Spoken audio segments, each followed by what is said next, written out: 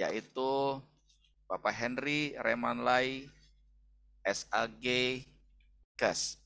Sebelum pemaparannya, izinkan saya untuk membacakan profil beliau terlebih dahulu. Yang pertama adalah beliau sebagai Direktur Pelaksana Dr. Tan dan Remanlai Institute. Yang kedua, generasi ke-12 penerus Chen Shi Tao Chi Quan. Yang ketiga, Duan 4 Sikung Kesehatan dari Chinese Health Sikung Association. Yang keempat, sebagai perwakilan tim Indonesia memenangkan medali perunggu dalam turnamen Sikung Internasional pertama di Anhui, Tiongkok tahun 2014. Yang kelima, Dekan Sekolah Touch for Health di International Kinesiology College Australia. Kelima, dosen mata kuliah olahraga kesehatan tradisional Qigong di Prodi Herbal dan Akupunktur UKDC Surabaya. Ketujuh, Ketua DPD PKNI Banten. Dan kedelapan, Ketua Umum PEKSI. Baik, kepada narasumber kita yang kedua, Bapak Henry Remanlai, SAG, KES, kami persilakan. Waktu 45 menit ya, Pak. Ya, terima kasih Pak Setiadi. Saya ucapkan terima kasih juga kepada Dr. Eka Wahyu atas undangannya untuk bisa bicara di acara PIKTI. Juga tadi terima kasih kepada Dr. Indra yang sudah memberikan pembukaan awal tentang Yin Yang. Saya lihat di sini ada beberapa peserta yang awam dan juga peserta praktisi. Jadi saya berusaha untuk bisa memaparkan Yin Yang yang sebenarnya tidak akan cukup dalam waktu 45 menit. Nah, tapi saya akan usahakan untuk bisa memaparkannya sesingkat mungkin dan saya lebih akan banyak terbuka untuk tanya jawab Pak Indra, Pak Setiadi. Baik.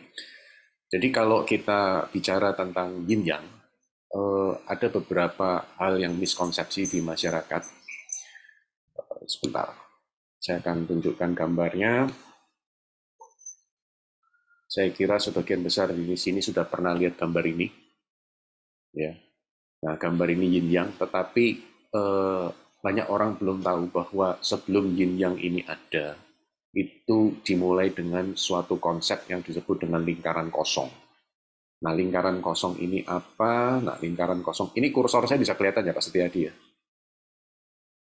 Baik, nah jadi lingkaran kosong ini ada di luar ini adalah lingkaran. Dan lingkaran kosong itu menggambarkan awal mula dari Yin Yang. Jadi awal mulanya disebut sebagai yang terutama. Makanya di dalam bahasa Mandarin sering disebut sebagai Tai Chi. Nah, oleh karena itu gambar yang Anda lihat sekarang ini merupakan dua gambar, yaitu gambar lingkaran kosong yang disebut dengan Tai Chi, yang isinya adalah kekosongan, lalu kedua adalah polaritas Yin dan Yang. Nah, tadi sudah menarik dijelaskan oleh Dr. Indra bahwa saya mau mengajak kembali ke penjelasan awal yang dijelaskan Dr. Indra tadi, sudah bagus sekali, bahwa secara pengetahuan modern itu terbukti. Jadi tubuh manusia yang terdiri atas 1,7 triliun sel, ujung-ujungnya bila dibagi-bagi lagi, tiap sel itu terdiri atas molekul, dan molekul itu bagian terdiri atas atom, dan atom itu tadi sudah dijelaskan isinya adalah proton dan elektron, dan akhirnya isinya juga adalah vibrasi saja. Jadi sebenarnya tubuh kita itu terdiri atas cahaya atau energi. Nah, ini yang menarik. Jadi saya akan mengutip peneliti yang disebut dengan Dirac. Dia adalah seorang fisikawan kuantum, dan dia mendapatkan hadiah Nobel untuk suatu penemuannya. Jadi dia mengatakan bahwa di dalam atom itu ternyata berisi akan kabut. Dan di dalam kabut itu sebenarnya berisi akan kekosongan. Jadi dia menjelaskan bahwa di dalam kekosongan itu terdiri atas elektron dan anti-elektron, mater dan antimater, sehingga sesuatu itu mewujud pada saat mater dan antimater itu menyatu.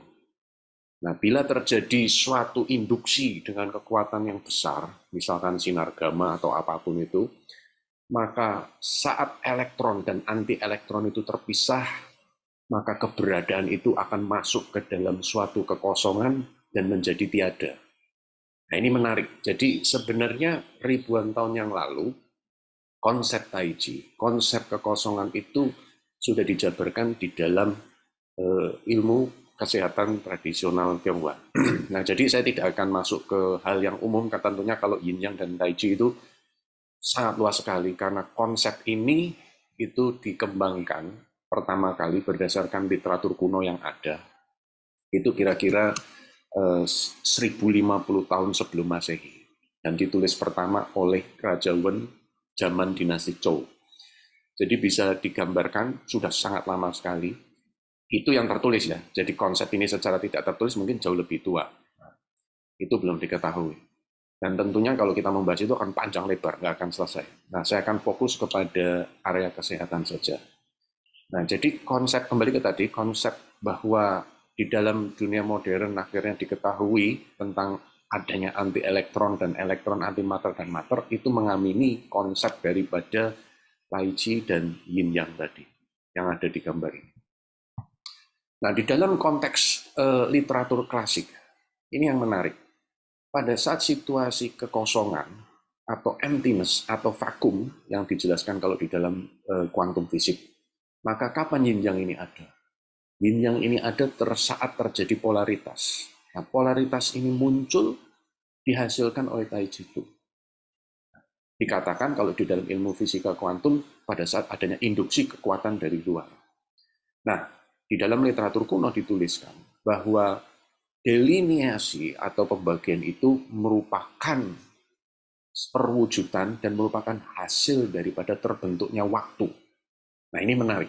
Jadi sebenarnya kalau kita bicara tentang yin yang, maka tidak akan lepas daripada waktu. Nah, sebelum saya masuk ke dalam waktu, saya akan jelaskan terlebih dahulu gambar yin yang ini bukan suatu kebetulan bila digambarkan seperti ini. Jadi Anda bisa lihat ada gambar yang berwarna putih, lalu gambar berwarna hitam, yang sebenarnya di literatur yang lain digambarkan bahwa ini itu dijelaskan bahwa ini adalah gambar daripada ikan. Jadi ada ikan yang bergerak ke atas, lalu kemudian ada ikan yang bergerak ke bawah, dan titik hitam dan putih ini menggambarkan matanya. Nah, jadi gambaran ikan yang putih, gambaran ikan yang hitam menunjukkan bahwa tidak ada yang absolut. Justru adanya titik-titik tersebut itu menghasilkan pergerakan dinamika. Ya, ini yang menarik. Jadi di dalam yin ada yang, di dalam yang ada yin. Oke, nah sekarang saya kira penjelasan saya rekan-rekan semua sudah ada gambaran dari gambar tersebut. Gambar akan saya turunkan, saya akan jelaskan berkaitan dengan konsep waktu seperti apa. Nah, kalau kita bicara waktu, maka mau tidak mau kita bicara tentang musim. Oke, nah di dalam musim, di dalam kitab Huang Tinejing atau kitab Kaisar Kuning dikatakan bahwa di dalam 1 tahun periode itu terdiri atas 4 musim. Nah, kita tahu dengan ilmu pengetahuan bahwa musim itu dihasilkan oleh satu sirkulasi bumi mengitari matahari. Ya, satu sirkulasi bumi mengitari matahari. Nah, 4 musim terjadi karena adanya pergerakan tersebut. Mungkin kemarin teman-teman dapat informasi bahwa situasi titik bumi di mana jauh dengan matahari, makanya cuaca lebih dingin. Nah, itu adalah salah satu fenomena alam yang sebenarnya juga sudah terjabarkan di dalam kitab Kaisar Kuning. Nah, jadi Anda bisa bayangkan bahwa matahari dalam konsep daripada Chinese medicine itu berhubungan dengan aspek daripada yang memberikan cahaya dan terang. Nah, musim yang pertama yang disebutkan itu adalah musim semi. Oke, lalu kemudian musim berikutnya adalah musim panas, musim yang ketiga adalah musim gugur, lalu yang keempat adalah musim dingin. Dan keempat musim ini itu berhubungan dengan konsep 5 unsur. Saya yakin beberapa di sini sudah memahami tentang 5 unsur, ada banyak praktisi di sini. 5 unsur itu terdiri atas unsur kayu, unsur api, unsur tanah, unsur logam, dan unsur air. Dan dalam unsur ini, kalau mengikuti pola 5 unsur yang kuno, Berbeda dengan sekarang teman-teman ketahui, unsur tanah itu berada di tengah. Dia sebagai central axis. Nah, oleh karena itu kenapa The Forbidden City, tempat kaisar itu konon dihitung dengan sedemikian rupa sehingga dia posisinya persis di tengah daripada negara Tiongkok dengan mengandalkan utara, selatan, barat, dan timur itu setara dengan 4 posisi 5 unsur. Karena unsur yang kelima, kuning, itu hak prerogatif milik daripada kaisar. Nah, jadi Anda bisa bayangkan, di dalam tiap musim itu terdiri atas 3 bulan, maka 3 bulan pertama dikuasai oleh tiap musim, lalu kapankah elemen tanah itu ada? Elemen tanah itu ada pada 1 bulan terakhir dari tiap musim yang punya sifat konsolidasi. Nah, lalu apa kaitannya perubahan musim ini dengan yin yang? Sangat besar. Pada saat musim semi dengan musim panas, itu merupakan 6 bulan pertama di dalam 1 tahun dan mempunyai karakteristik yang. Artinya apa? Yang itu sedang bertumbuh, yang itu sedang lahir, muncul, dan yin akan bertumbuh. Nah, kemudian 6 bulan terakhir di dalam 1 tahun, ya, itu merupakan sifatnya yin. Karena apa? Pada saat inilah yang itu, ini kalau diterjemahkan literally ya, Pak Setiadi ya, dan rekan-rekannya, kalau diterjemahkan apa adanya, maka yang itu membunuh, ya, dan yin itu menyimpang. Nah, nanti saya akan jelaskan apa artinya yang membunuh dan yin itu menyimpang. Jadi di dalam karakteristik pada saat 6 bulan pertama, pada saat musim semi dan musim panas, maka yang itu berkembang dan bumi posisinya itu berada pada titik di mana cahaya matahari lebih banyak ya, pada hari-hari tersebut, maka segala sesuatu itu berkembang dan kehangatan itu muncul. Dan kalau kita melihat diagram yin yang tadi, maka kita tahu bahwa yang dengan yin itu tidak bisa terpisahkan. Saling ada. Sehingga yin itu bisa bertumbuh karena aspek yang. Jadi kalau kita mau melihat pada tubuh kita, saya kira tadi sudah banyak dijelaskan oleh Dr. Indra dengan cukup baik. Tubuh kita, segala sesuatu yang terlihat, daging, tulang, otot, organ dalam, itu adalah aspek yin. Tetapi apa yang menggerakkan alam pikir kita, energi itu sendiri, itu adalah yang. Dan kalau kita mengikuti terang ilmu dari biofisika, ataupun kuantum fisik apalagi, artinya tidak satupun bagian dari tubuh kita itu adalah bukan energi. Jadi semuanya adalah energi. Sehingga di dalam yin ini sendiri dia membutuhkan energi. Nah, makanya untuk dikaitkan dengan logika, Anda bisa tahu bahwa kalau orang yang sudah meninggal tentu badannya dingin, begitu kan?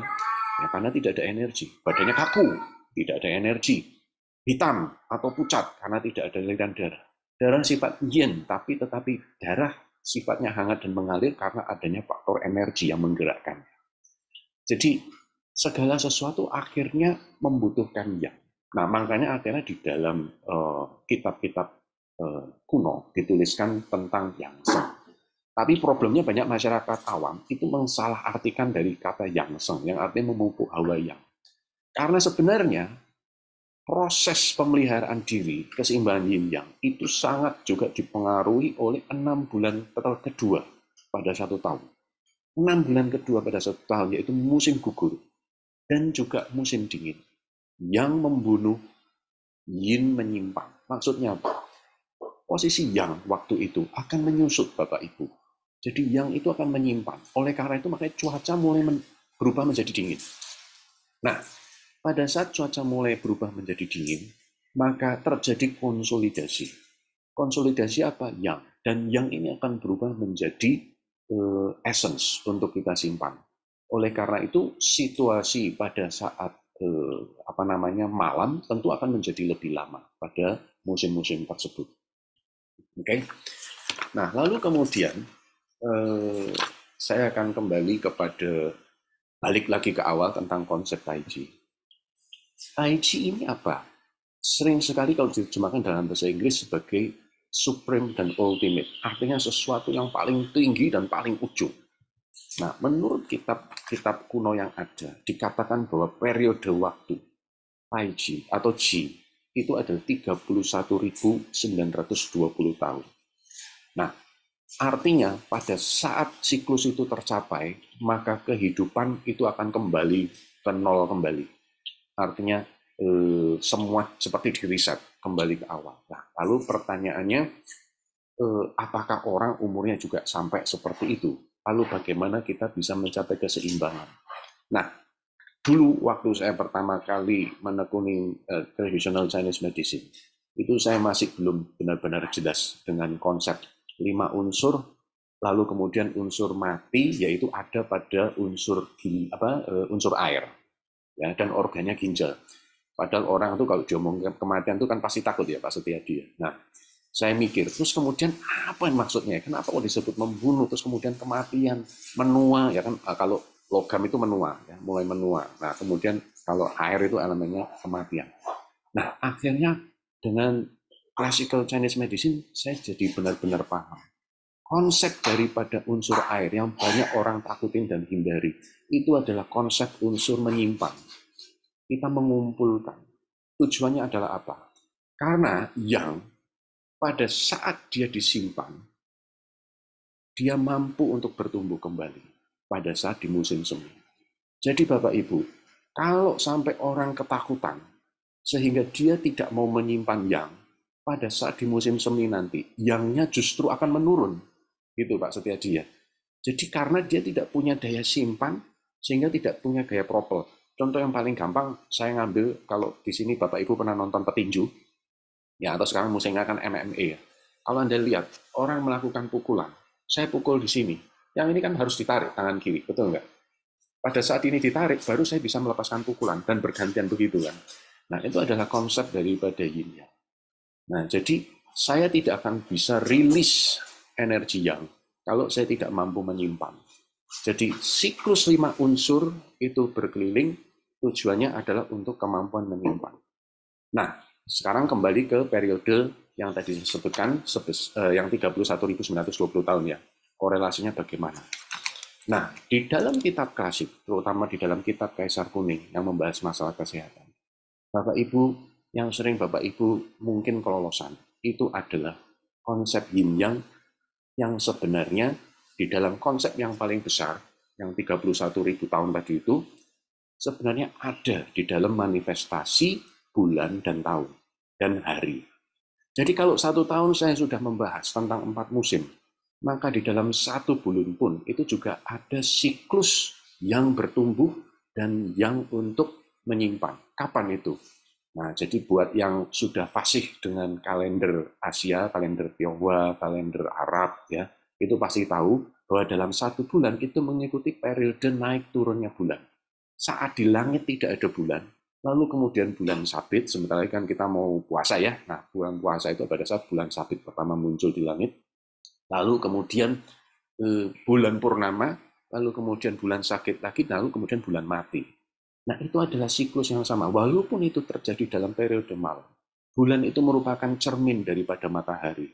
Ingat, tidak ada sesuatu yang absolut. Jadi di dalam malam pun, maka ada hawa yang, dan itu tercermin di dalam bulan. Sehingga pada saat di langit tidak ada bulan, itu adalah situasi yang sangat yin. Sehingga pada saat itu seyogianya kita semua menjaga hawa yang kita, menyimpan hawa yang kita. Lalu kemudian pada saat bulan purnama, maka yang itu dalam kondisi penuh, dan begitu juga sebaliknya akan menyusut. Jadi pola kehidupan kita sehari-hari seyogianya mengikuti itu. Nah, di dalam hitungan hari juga sama. Dalam 1 hari, itu terdiri atas, nah ini saya putus dulu. Saya yakin Bapak Ibu tahu bahwa jumlah show itu kan ada 12. Ya. Nah, pastinya mungkin ada yang penasaran kenapa show itu 12. Ya kan, kenapa nggak 13? Ada show tikus, mosok show kucing nggak dimasukin gitu kan. Nah, makanya kadang saya suka menantang kepada pasien saya tanya, coba tanya sama teman-teman yang Tionghoa, kenapa kok show itu 12 ya? Kenapa kucing tidak dimasukin? Pasti nanti mereka cerita, konon dongengnya katanya, tikus itu ngakalin kucing. Ya. Jadi tikus berangkat duluan, kucingnya ketinggalan. Makanya kucing tidak masuk dalam jajaran show. Nah, Bapak Ibu perlu ketahui bahwa ternyata jumlah show 12 itu disesuaikan juga dengan jumlah 12 organ dalam manusia. Jadi, ribuan tahun yang lalu, orang-orang bijak di Tiongkok sana sudah mengetahui bahwa dalam satu hari itu ada periode naik turunnya energi di tiap organ kita. Nah, jadi kalau di dalam satu hari itu dibagi menjadi 12 jam berdasarkan show, maka tiap show itu mempunyai periode waktu per 2 jam. Oke? Nah, ini menarik. Kalau Anda ingin tahu kapan yin yang itu berubah, maka Anda mesti ngecek. Kira-kira show pertama yang ada itu apa? Show tikus. Show tikus itu paling pertama. Karena apa? Disitulah yang itu mulai bertumbuh. Nah, oleh karena itu, Anda perlu ketahui, show tikus ini organ apa yang dia wakili? Itu adalah organ empedu. Jadi hawa yang itu mulai muncul pertama kali. Nah, maka pada jam 11 itu sudah terjadi perubahan hawa yang, maka tidak mengherankan untuk orang yang bergadang. Lewat dari setengah 12, pasti matanya jadi terang benderang. Kalau menjelang jam 11 tuh, wah itu susah. Ngantuknya bukan main, ya enggak? Nah, nanti begitu jam 11 lewat, ngantuk itu hilang, langsung segar. Nah, yang problem di dalam dunia kesehatan, di dalam kehidupan sehari-hari, kita kalau pas begadang, kentongan di perut bunyi, rucuk, rucuk, rucuk, rucuk, rucuk, rucuk. Nah, kalau sudah kentongannya bunyi, bukannya Anda tidur, Anda buka kulkas cari makanan. Udah gitu makanannya dingin lagi, ya kan? Nah, terjadilah blunder. Jadi, Anda tidak bisa mengistirahatkan diri Anda dengan baik, sehingga Anda tidak bisa menyimpan yang, besok pagi Anda hidungnya meler, kemudian mulai gampang kena flu. Itu adalah salah satu contoh. Nah, yang menarik di dunia kesehatan barat, mereka mulai memahami tentang jam circadian, yang sebenarnya ribuan tahun yang lalu di dalam sains medicine sudah diketemukan, dan memang yang disebut dengan hormon melatonin itu puncak-puncaknya ya Bapak Ibu dihasilkan jam 12 sampai jam 2 pagi. Oleh karena itu kenapa pada saat orang begadang dan dia tidur terlalu larut, apalagi ngelewatin jam melatonin tadi, dampaknya adalah daya tahan tubuhnya menurun. Oke, karena melatonin bukan hanya untuk orang gampang tidur ya. Melatonin itu adalah hormon yang mempunyai sifat antioksidan juga, membantu daya tahan tubuh kita. Ya, itu saya berikan contoh ya untuk Bapak Ibu kira-kira jam berapa kita sebaiknya tidur. Ya, nah itu hitungan hari. Sehingga kalau kita bicara tentang menjaga kesehatan, sebenarnya tidak lepas dengan waktu. Ya, tidak lepas dengan waktu. Nah, di dalam kitab kuno, Kaisar Kuning atau Huang Tinijing, ini ada pembahasannya. Pembahasannya adalah pada saat musim semi. Nah, ini ya kalau pengen sehat mesti ngikutin waktu ya. Jadi pada saat musim semi, paling ideal adalah Anda tidur pada saat sudah gelap dan pagi-pagi bangun lebih awal. Melakukan olahraga dan yang terpenting aspek emosi, tidak marah-marah dan menghakimi orang. Nah ini menarik. Justru ditulis di kitab kunonya, Anda harus banyak menghadiahi orang atau memberikan donasi sumbangan. Melegakan hati, karena itu sesuai dengan karakteristik musim. Nah, saya kira ini sesuai dengan tradisi orang Tionghoa. Kenapa kalau pas musim semi ada perayaan Imlek, nah di dalam perayaan musim semi itu orang memberikan angpau ya. Nah, tujuannya adalah untuk memberikan dan disesuaikan dengan hukum musim semi tentang pertumbuhan dan perkembangan. Ya, gitu. Nah, lalu yang menarik, kalau seandainya Anda melawan hukum alam ini dikatakan di kitab Kaisar Kuning, apa yang terjadi? Anda bakal kena sindrom dingin di musim panas. Oke. Nah, sekarang ini kan sifat yang mulai naik ya. Di musim semi ini kan mulai naik dia. Nah, kemudian kita masuk dengan musim panas. Apa yang diberikan? Maka dikatakan bahwa tidur ya, sama dengan musim semi, Anda tidur di awal lalu kemudian bangun juga lebih awal. Nah, lalu yang terpenting adalah karena ini sifat yang itu mulai naik, maka olahraga yang berkeringat itu sangat dianjurkan. Oke, karena apa? Karena keringat akan membawa yang Anda sampai pada permukaan. Dan memang itu sesuai dengan karakteristik musim panas. Ya. Lalu kemudian, Kalau seandainya Anda tidak melakukan aktivitas gerak yang menunjang terhadap perspirasi, dampaknya apa? Maka yang qi ini akan terhambat. Sehingga kalau Anda melanggar ini dan tidak mengikuti kaidah ini, maka Anda bisa menderita sakit di musim gugur. Oke? Nah, lalu kemudian di musim gugur, nah ini menarik. Musim gugur sudah mulai masuk ke periode kedua di dalam 1 tahun, maka di mana yang mulai menyusut dan dia mulai mengumpul dengan sifat untuk mampu kondens, mengarahkan kondensasi daripada yang, ya, maka dikatakan bahwa di sini cuaca di mana banyak sekali angin, lalu kemudian Anda tidur masih seperti biasa, bangun tetap pagi, dan Anda menghirup udara segar daripada musim gugur. Dan yang terpenting adalah jiwa Anda mesti tenang. Kenapa di dalam kitab Kaisar Kuning dikatakan jiwa mesti tenang? Di dalam latihan Tai Chi, di dalam latihan Qigong, ya, di dalam konsep-konsep meditasi, ketenangan pikiran itu sangat penting. Karena apa? Pikiran sifatnya adalah yang. Dan pada saat sifat yang ini mampu Anda tenangkan, tenggelamkan, maka Anda akan mampu mengumpulkan yang. Jadi pengertian daripada yang sang itu bukan hanya sekedar Anda itu minum, makan ginseng, mengkonsumsi makanan-makanan yang sifat yang, tetapi sebenarnya dari aspek pikiran Anda membawa diri Anda ke dalam suatu ketenangan sehingga masuk ke dalam sifat collecting atau mengumpulkan. Nah, kalau seandainya ini terlanggar, maka dampaknya adalah apa? Dampaknya adalah diare di musim dingin. Nah, jadi bagi praktisi ya, Shinsei gitu, kita sudah tahu kalau pasien ini diare di musim dingin, ya pasti dia punya perilaku yang salah waktu di musim gugur. Nah, bagaimana dengan musim dingin? Nah, musim dingin ini menarik. Musim dingin itu adalah 3 bulan terakhir, di mana Anda harus tidur lebih awal. Justru tidur lebih awal dan bangun lebih siang. Anda harus menanti matahari terbit, terang, Anda keluar, karena supaya Anda tidak kena angin. Nah, yang terpenting di sini adalah Anda tidak mengganggu hawa yang tubuh Anda. Sifat daripada musim dingin itu berhubungan dengan organ ginjal, dan organ ginjal di dalam Chinese medicine itu berhubungan dengan tempat berkumpulnya qing atau essence. Kemampuan essence itu berkumpul membutuhkan kemampuan hawa yang mengumpul.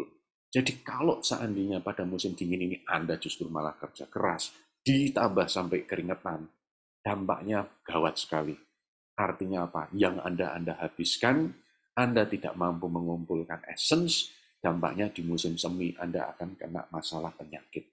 Badan jadi letoy semua. Ini yang ngomong bukan saya loh ya, di kitabnya ada nih dibahas ya. Nah, jadi di sini jelas, terutama di dalam musim dingin, maka tidak mengherankan orang otomatis akan memilih menggunakan baju yang lebih tebal. Saya makanya punya kekhawatiran dengan anak-anak zaman now keluar malam gitu ya, pakai you can see, celana pendek gitu. Saya kadang sampai ngelus dada, aduh, besok tuamu jangan-jangan nanti malah konsultasi sama saya ini, bisa masuk angin semua, ya kan? Nah, jadi untuk kita semua yang ada di sini perlu seyogianya kita juga menjaga kesehatan kita dan keluarga kita dan memberikan pengarahan. Banyak sekali pasien saya yang masih muda itu bisa mengikuti karena saya berikan penjelasan. Jadi seringkali penjelasan orang tua itu tidak didengar oleh generasi zaman now. Karena apa? Tidak ada penjelasannya. Cuma dikatakan, pokoknya kamu mesti begini, pokoknya kamu mesti begini, gitu ya. Nah, makanya kadang mereka ngomel, Mami ini gimana? Orang mau keluar suruh pakai baju kayak nenek-nenek gitu kan. Nah, jadi repot. Oke ya. Nah, ini adalah penjelasan tentang yin dan yang. Nah, sekarang bagaimana dengan Indonesia? Nah, ini pertanyaan yang sangat menarik karena Indonesia ini hanya 2 musim. Di dalam Chinese medicine diterangkan dengan baik di dalam kitabnya. Bapak Ibu perlu tahu bahwa pemeriksaan nadi di dalam Chinese medicine merupakan salah satu pemeriksaan yang penting dari 4 cara pemeriksaan, di dalam 4 cara pemeriksaan. Dan dari pengalaman saya, ya tentu saja karena kebetulan saya prakteknya di daerah Tangerang Selatan ya, jadi mohon apa yang saya sampaikan ini Anda pahami sebagai penjelasan saya, pengalaman saya sebagai Shinsei dan akupunturis di daerah Jakarta Selatan. dan Tangerang Selatan, ya, dan sekitarnya. Ya. Ini menarik. Selama saya melakukan pemeriksaan nadi, saya berikan prolognya dulu. Jadi dikatakan di kitab kunonya, nadi itu sesuai karakteristik musim. Jadi kalau pasien itu datang, orang itu datang di musim semi, maka nadi musim semi pasti akan muncul. Nadinya agak senang. Lalu kemudian kalau orang datang di musim panas, nadi akan cenderung ke atas dan bentuknya seperti hook. Lalu kemudian nanti kalau orang datang di musim gugur, nadi justru malah kelihatan ngambang. Nanti pada saat musim dingin, nadi akan cenderung tenggelam. Nah, yang menarik ya Bapak Ibu ya, dikatakan ini nadi sehat. Justru kalau nadinya tidak seperti itu, Anda mesti curiga ada sesuatu yang tidak seimbang di dalam tubuh orang ini. Nah, dari pengalaman saya praktek sekian lama, saya menemukan orang-orang di daerah Tangerang Selatan dan Jakarta Selatan, walaupun posisi kita itu ada di selatan daripada Katulistiwa, masih banyak dipengaruhi oleh situasi musim dari belah bumi utara. Tapi telat 11 hari kira-kira. 11 hari sampai 15 hari lah, range-nya sekitar itu. Jadi kalau di utara itu sudah masuk musim dingin, maka di musim dingin itu baru muncul pada kelompok di Tangerang Selatan dan Jakarta Selatan itu sekitar 11 hari kemudian atau 15 hari kemudian. Nah, kembali ke tentang musim di Indonesia. Musim di Indonesia itu cuma ada 2, tetapi karakteristiknya sama dengan 4 musim itu, Bapak Ibu. Ya, kalau kita lihat dari catatan pada umumnya, musim kemarau itu terjadi di bulan April sampai dengan September. Oke, itu musim kemarau. Nah, jadi padahal kita tahu nih ya, kalau yang namanya musim semi, saya ngikutin kalender petani ya, kalender petani tradisi di Tiongkok sana, karena itu sebagai patokan kalau kita menghitung fase dan sebagainya, yang disebut dengan kalender Sia, itu sekitar bulan Februari. Jadi bulan Februari itu adalah awal daripada musim semi. Jadi selisihnya Februari, Maret, April ya, ada sekitar 3 bulan.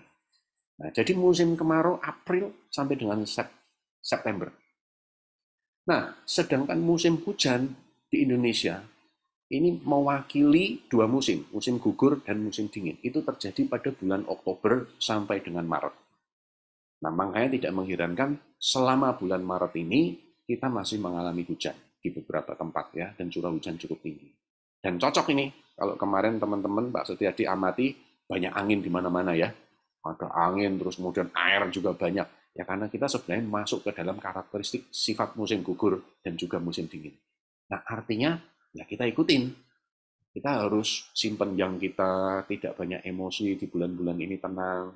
Nah baru nanti kalau sudah masuk bulan April, ya Bapak Ibu siap-siap ya. Hawa yang siap berkembang. Oke, saya kira sampai di situ ya. Waktunya masih banyak atau sudah selesai Pak Setiadi? Ya, masih ada 13 menit, Pak. Oh, 13 menit saya lebih suka diisi langsung dengan tanya jawab. Oh gitu. Saya nggak mau ngomong terlalu banyak. Saya kira sebagian besar yang saya sampaikan tadi sudah cukup. Intinya yang saya mau sampaikan untuk tema kali ini bahwa yang disebut dengan yin yang itu tidak luput daripada waktu. Nah, ini yang sering orang kelolosan. Keseimbangan tidak hanya diperoleh hanya dengan eh, terapi, lalu kemudian dengan apapun ya jenis terapinya.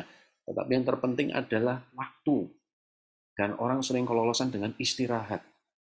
Ya, padahal di dalam bahasa Mandarinya, ya, kata Xiu Si, Xiu itu terdiri atas 2 karakter. Satu karakter manusia, Si adalah kayu.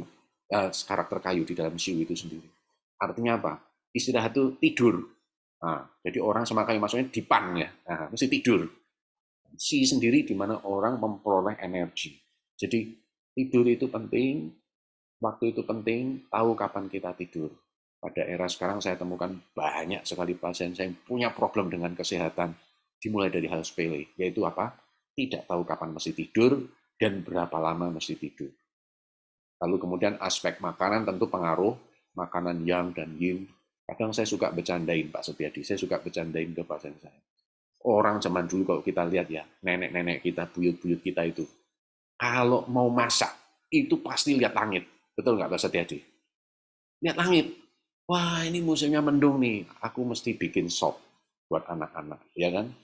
Nah terus bikin wedang jahe atau sekoteng.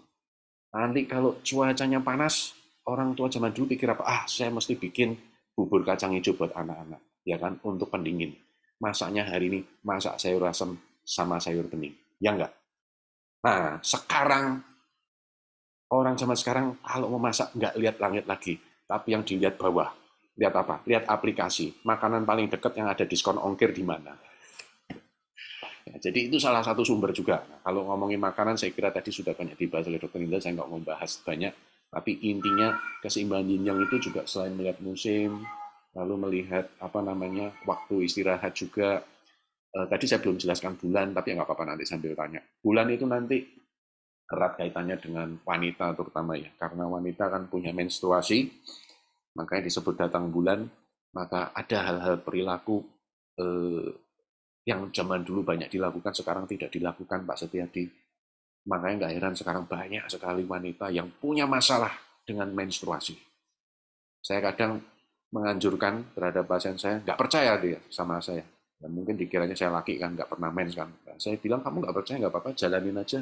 Nanti kamu buktikan. Dan mereka akhirnya membuktikan mensnya jadi lebih baik. Yaitu apa? Dengan mengikuti nasihat daripada nenek moyang. Kenapa saya bilang nenek moyang? Karena nenek zaman sekarang juga sudah lupa. Saya nanya sama nenek-nenek zaman sekarang nggak ngerti itu. Apa coba? Di sini saya nggak yakin ada yang tahu. Yaitu apa? Kalau mens jangan keramas. Nah, situasi menstruasi pada wanita itu adalah situasi pada saat ini menurun semuanya, yang konsolidasi. Nah, pada saat itu memang kita harus menjaga yang dan menghindari hal-hal yang bisa mengganggu yang. Nah, salah satunya adalah keramas pada saat menstruasi. Dan masih ada yang lain, misalnya makan makanan dingin juga mesti dihindari ya. Biasanya kalau sudah saya ngomong gitu baru mereka sadar, oh iya iya benar benar benar, saya pernah dikasih tahu. Nah, kenapa nggak dikerjain gitu kan? Ya saya kira itu mitos. Nah, saya kira sampai di situ dulu Pak Satyadi. Terima kasih banyak. Saya Baik, baik, lanjutkan aja. Pak Henry. Penjelasannya menarik ya. Ini serasa satu sama lain dari pola makan ya, terus juga dari ukuran waktunya gitu ya, Pak Henry ya. Ya, Jadi saya tahu banyak hal nih.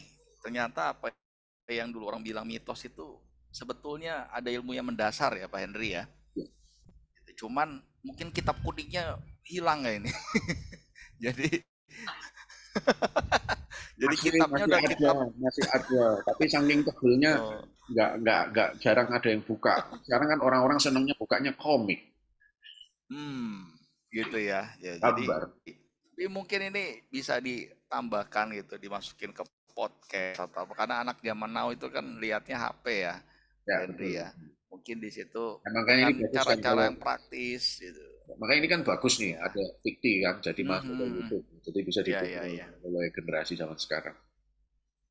Ya, ya, ya. Benar-benar. Jadi lebih jelas. Saya juga baru tahu bahwa yin yang ini ternyata dua layer ya gambarnya itu. Jadi satu itu lingkaran kosong, lalu ada diisi dengan hitam putih gitu ya. Kalau Iya, yang saya tahu sih dulu istilahnya kosong itu isi, isi itu kosong gitu ya. ya. Nah, itu mungkin ya penjelasannya di sana dan menarik lagi ada kaitannya juga ternyata dengan sio ya, Pak Henry ya. Ya, Hmm.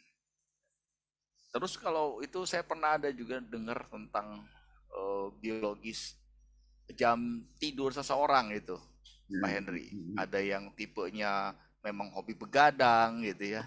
Ada yang memang dia orang yang teratur. Itu ada kaitannya juga nggak dengan ya banget. Makanya seperti yin yang yang tadi saya seseorang jelaskan di atau awal gimana kan. itu? Jadi banyak orang zaman Hmm. sekarang nggak tahu ya jam berapa dia mesti Hmm. tidur gitu kan. Nah, Oh saya gitu. sih saya suka bercandain begini. Coba dicek ayam. Coba semua pasti tahu kan ayam Hmm. itu berkokok jam berapa. Betul nggak? Hmm. Ya. Ya, ya, ya. Nah, ayam dari Meksiko sampai Papua kalau Anda cek semua pasti bangun sama tidurnya seragam. Betul nggak? Ya, Waktu ya. subuh Ya, ya, mereka ya. berkokok, waktu maghrib matahari tenggelam mereka berkokok. Anda nggak pernah dengar ada ayam waktu jam 8 malam jalan-jalan cari makan di mall kan? Nggak pernah dengar kan? Takut Pak, takut digoreng dia. Nah, nah itu dia makanya mereka masuk sana daripada cari makan malah dimakan gitu kan. Nah, Iya, iya, iya, iya. jadi Iya, makanya iya, saya baik, mengatakan baik. kenapa kita kok tidak tahu jam tidur kita kapan. Ya, karena Nah, kita akhirnya terlalu banyak akal, terlalu banyak aktivitas, kita berusaha mengejar hal-hal duniawi berlebih sampai kita lupa untuk hmm, janji kita. Dan sebenarnya itu sudah iya, ditulis. iya. Artinya ya memang sebaiknya idealnya adalah sebelum jam 11 malam.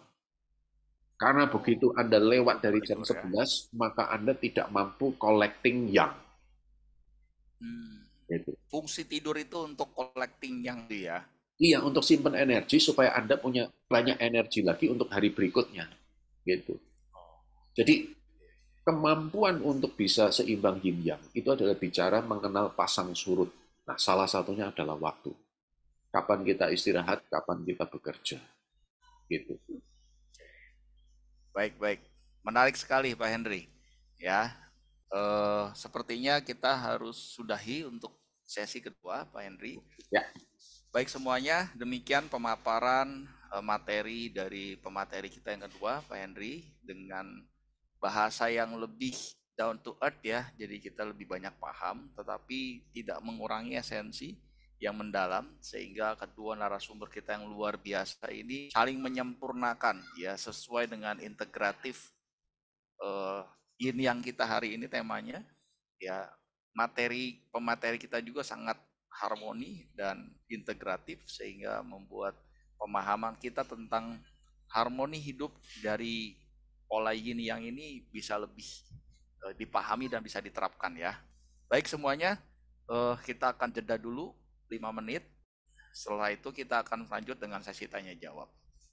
Lanjutkan dengan sesi tanya jawab.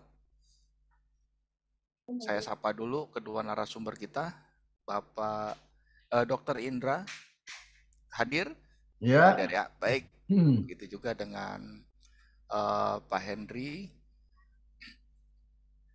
Standby ya Pak Henry ya. ya, siap. Oke, baik. Untuk pertanyaan bisa menggunakan raise hand dan juga Anda bisa di kolom chat ya. Baik semuanya, ini sudah ada penanya pertama, eh, Tristiana. Ya, silakan.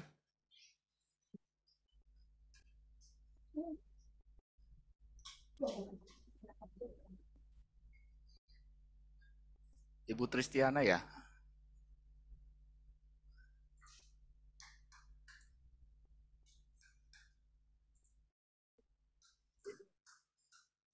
Silakan yang mau bertanya untuk raise hand.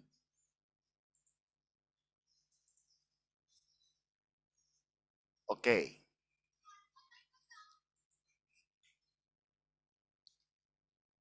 Baik, pertanyaan pertama dari Bapak Suryanto ditujukan kepada Pak Henry.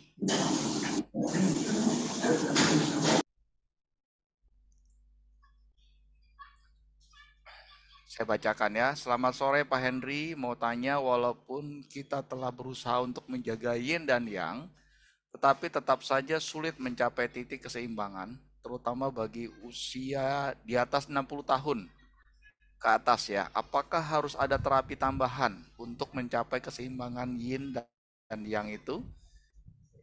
Baik. Silakan Pak Henry mungkin bisa bantu jawab. Ya, terima kasih.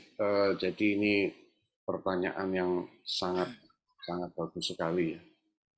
Jadi selain sebagai Shinsei dan akupunturis, saya mengajarkan Qigong dan Tai Chi. Dan perlu Bapak Ibu ketahui bahwa Qigong itu adalah sampai saat ini ya, berdasarkan penelitian arkeologi terakhir ya, saya belum tahu kalau ada lagi yang terbaru. Qigong termasuk salah satu pengobatan yang tertua, pengobatan Chinese medicine tertua. Diperkirakan 7.000 tahun yang lalu.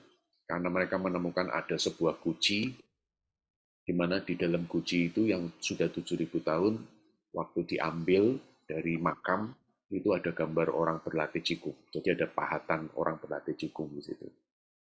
Dan di dalam kitab Kaisar Kuning, Wang Di Neijing, juga ada tertulis di bab berapa saya lupa. Kaisar Kuning ini tanya sama Cipu, ya, kenapa orang zaman dulu. Jadi bayangkan, kitab Kaisar Kuning yang diperkirakan usianya sudah 3.000 sampai 5.000 tahun mengatakan orang zaman dulu. Kenapa orang zaman dulu kalau sakit, dia cukup dengan latihan pernafasan. Saya terjemahkan latihan pernafasan ya, karena kalau saya terjemahkan agak rumit ini terjemahannya. Itu mereka langsung sehat. Tapi orang zaman sekarang perlu dengan mengkonsumsi obat dan akupuntur. Dijawab oleh Cipu karena orang zaman dulu itu tidak memiliki kelekatan ya, terhadap harta, kekuasaan, dan ketenaran. Tapi yang menarik, si Kaisar Kuning ini sudah menyebutkan ada suatu latihan Qigong tadi.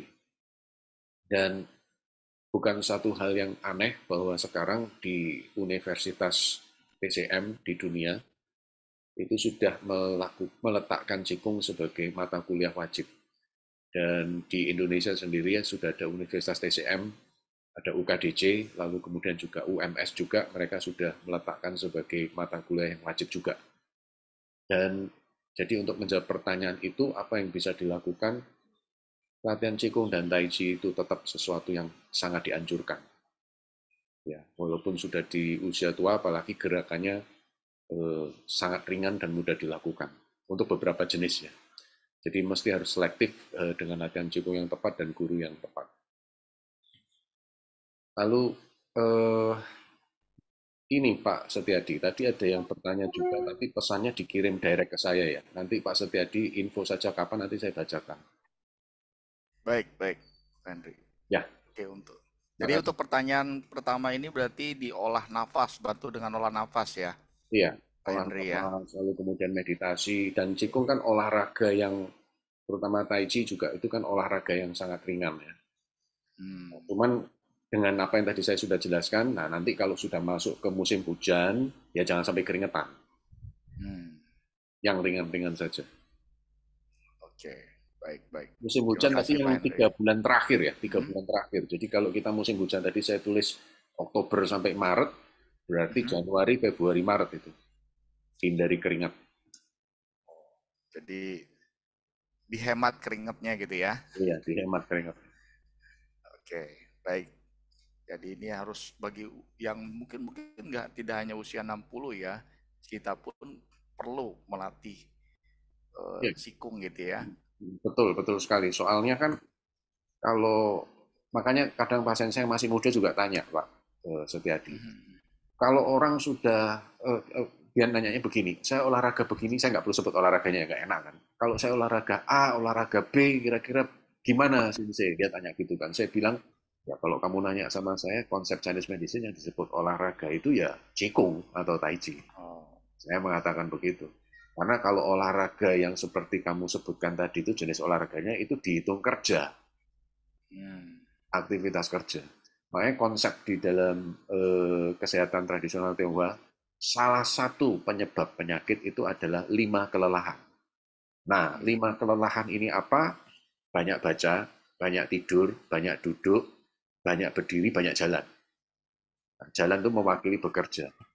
Nah, di dalam Qigong, ini ada yang menarik ini. Ini perlu saya sampaikan di sini, kayaknya bagus juga. Jadi mungkin Bapak Ibu ada yang kenal dengan istilah Chan Chuang. Ya. Chan Chuang itu adalah konsep meditasi berdiri, kalau di dalam bahasa Inggris disebut standing meditation. Ini menarik. Itu adalah satu latihan bentuk kultivasi yang saya juga anjurkan untuk segala usia, terutama pertanyaan dari penanya tadi Pak Suryanto ya. Karena kalau Anda perhatikan orang yang berlatih cancuan, kuda-kuda yang biasa saja tidak usah terlalu ini. Kalau kita ngikutin konsep tradisional Chinese medicine, 5 kelelahan tadi, itu menurut Anda masuk ke dalam kelompok gerak yang mana? Tidak ada satupun. Dia tidak baca, tapi juga tidak tidur, tidak berdiri, apalagi tidak duduk. Nah, itu yang menarik. Jadi pengertiannya demikian. Kalau dari sisi Chinese medicine hmm. memang berbeda. Begitu Pak Oke, Suryadi. oke, baik. Kita lanjutkan lagi. Ini kita lanjut ke pertanyaan-pertanyaan berikutnya ya. Eh, ini apa INDA2 Yul ya. Dia juga raise hand, tapi saya bacakan dulu yang di message-nya ya. Apakah sistem kalender Cina Northern Hemisphere dapat diterapkan di Indonesia, di Indo Southern Hemisphere?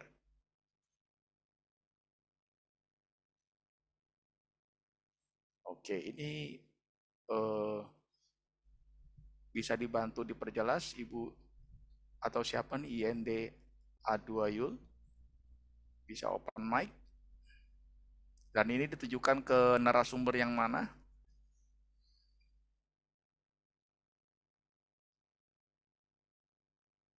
Halo?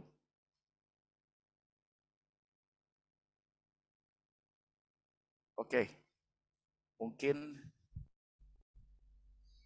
kepada Pak Henry bisa Ya, bantu dijawab. ya, terima kasih. Jadi ini memang suatu polemik yang lama berkepanjangan. Ya, kebetulan saya kalau ngitung-ngitung masalah kalender ada tahu sedikit lah. Jadi Ya, karena memang di dalam dunia kesehatan tidak lepas dari itu, terutama kalau klasik. Cuman nanti ujung-ujungnya perhitungan klasik ke untuk yin yang dengan waktu itu agak berbeda dengan pace. Jadi ini perlu saya tegaskan kepada teman-teman di sini yang mungkin sudah pernah belajar pace, maka saya mengatakan pace-nya Chinese medicine itu berbeda. Classical Chinese medicine itu berbeda. Terutama nanti ada pembagian yang disebut dengan Taiyang, Shaoyang, Yangming, Haiyin, Shaoyin, Jueyin ya. Di situ lebih banyak emphasize-nya di kesehatan. Jadi kenapa saya katakan polemik yang lama? Karena buat orang yang menghitung pace itu ada dua aliran setahu saya. Jadi kalender Northern Hemisphere itu ya, belah bumi utara diterapkan juga di Southern Hemisphere karena patokan ilmunya dari Cina, jadi mereka pakai patokan waktu Beijing. Nah, lalu kemudian ada yang menggunakan aliran dengan kalkulasi Southern Hemisphere dengan Northern Hemisphere itu selisih 6 bulan. Jadi Southern Hemisphere itu 6 bulan lebih telat. Ya, jadi dengan kata lain kalau kita bulan Februari ini kemarin show kelinci gitu ya, maka di Southern Hemisphere kalkulasinya itu 6 bulan kemudian baru masuk show kelinci, Pak Setiadi. Kan kita tahu sekarang baik. kalau di belah bumi utara musim dingin, maka di belah bumi selatan Australia contohnya itu kan musim panas gitu ya. Nah, sekali Baik, lagi Dok. seperti tadi sudah saya sempat jelaskan sebelumnya, karena saya adalah Shinsei, saya bukan ahli feng shui ya. Jadi saya tegaskan di sini ya. Saya pakai patokannya nadi. Karena dari ilmu Oh, nadi tersebut, maka ketahuan, tapi saya ngomong daerah saya ya, Tangerang Selatan dan sekitarnya ya. Itu nadi orang masih ngikutin Northern Hemisphere tapi telat sekitar setengah bulan. Sekitar itu. Dari pengamatan saya selama saya praktek selama ini. Demikian jawaban saya Pak Setiadi. baik. Terima kasih, Pak Henry. Berikutnya saya bergeser ke Dokter Indra dulu ya. Dokter, ada Ya, dua pertanyaan nih, Dok. Yang pertama untuk puasa dari Tristiana. Pertanyaan, berapa lama yang diperbolehkan, Dok?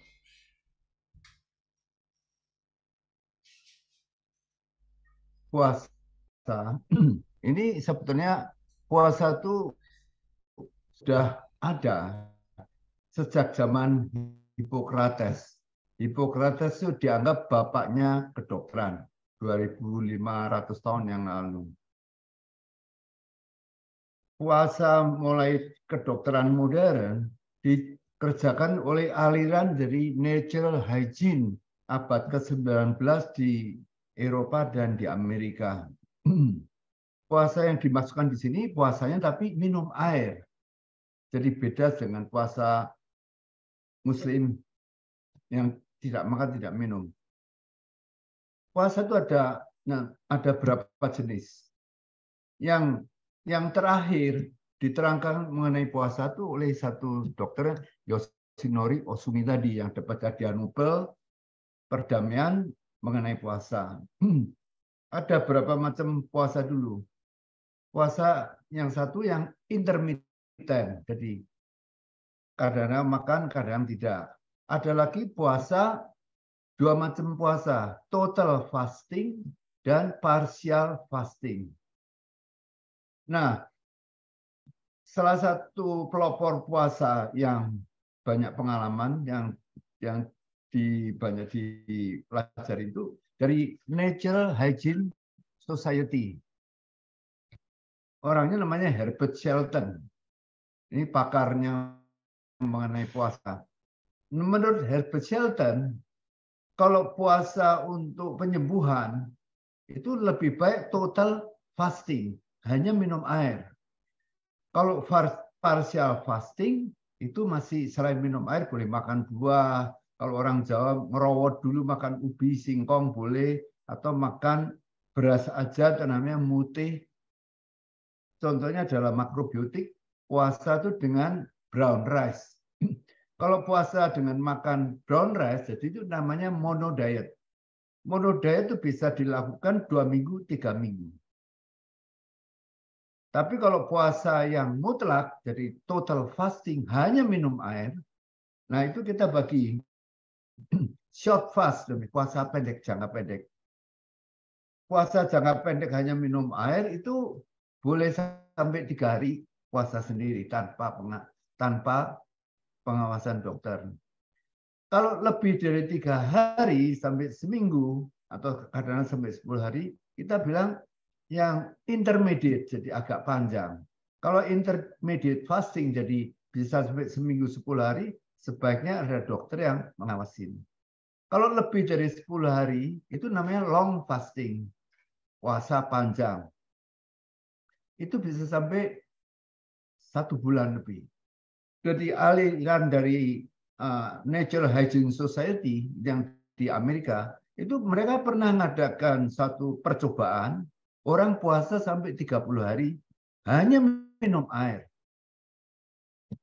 Kurus berat badan turun, tapi tidak apa-apa. Setelah buka puasa, kesehatannya kembali ke normal. Berapa lama seorang puasa tergantung penyakitnya. Nah, ini saya cerita ada satu buku yang ngarang itu Jack Goldstein. Jack Goldstein itu seorang dokter ahli bedah kaki. Dia menderita penyakit kolitis. Kolitis itu radang usus, ulcerosa. Jadi si dokter ini dia kena penyakit kolitis, 1 hari buang air besar, berak bisa sampai belasan kali, dan terakhir beraknya keluar darah terus. Si Jack Goldstein ini kalau secara kedokteran konvensional harus operasi. Ususnya yang luka tadi harus dibuang. Nah, tapi dia mencari alternatif pengobatan dengan cara puasa. Si dokter ini puasanya sampai kira-kira 40 hari. Hanya minum air. Dia bikin bukunya itu terkenal jadi bestseller, namanya Triumph Over Disease by Fasting and Natural Diet. Jadi ini satu contoh bahwa puasa itu berkisar, yang intinya kalau puasa pendek 3 hari hanya minum air. Itu boleh dikerjakan di rumah sendiri. Kalau intermediate fasting 3 hari sampai kira-kira 10 hari, sebaiknya ada dokter yang ngerti, yang ngawasin. Kalau lebih dari 10 hari long fasting, itu betul-betul harus pengawasan. Dan tergantung penyakitnya sekali lagi. Ada penyakit yang tidak puasa total tapi partial fasting. Seperti contoh pasien saya tadi yang demam berdarah, itu partial fasting. Dia boleh makan sup sayur. Jadi kalau lapar dia makan kentangnya, makan wortelnya, makan labu kuningnya. Ini bisa dikerjakan di rumah. Semua orang bisa mengerjakan dan aman. Kira-kira begitu. Baik, dok. Ini bisa dikondisikan untuk detox juga, dok, kalau puasa itu? Ya memang betul buat detox. Buat detox. Contohnya orang diare karena makan gado-gado terlalu pedas, atau makan seafood sambelnya terlalu banyak, atau udangnya kurang bagus. Diare, mencret kan? Cara pengobatan diare yang paling efektif dan bisa dikerjakan setiap orang di rumah yaitu puasa. Minum dengan minum air, diarenya jangan di stop, detox. Detox. Orang mau kurus, detox. Begitu dia tidak makan lebih dari 24 jam, tubuhnya terjadi autofagi, lemaknya yang dibuang.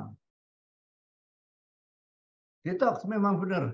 Dan pada penyakit-penyakit yang saya banyak menjalankan terapi, penyakit autoimun.